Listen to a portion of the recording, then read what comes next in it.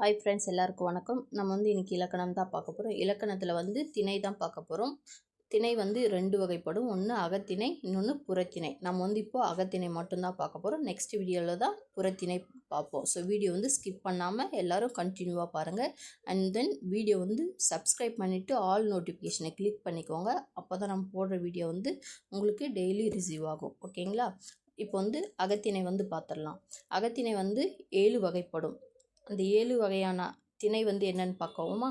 குறிஞ்சி திணை, முல்லைத்திணை, மருதத்திணை, நெய்தல் திணை, பாலைத்திணை, கைக்கிளை, பெருந்திணை. இதுதான் என்னது? அகத்திணை. ஓகேங்களா? அன்பின் நெக்ஸ்ட் அன்பின் ஐந்திணை. அன்பின் ஐந்திணை குறிஞ்சி, முல்லை, மருதம், நெய்தல், பாலை. இதுதான் என்னது? அன்பின் ஐந்திணை. அன்பின் ஐந்திணையில் 3 முக்கிய பொருள் இருக்குது. அது என்னென்ன 3 முக்கிய பொருள்னால், முதற் பொருள், கருப்பொருள், உரிப்பொருள். இதுதான் என்னது? அன்பின் 3 முக்கிய பொருள். ஓகேங்களா?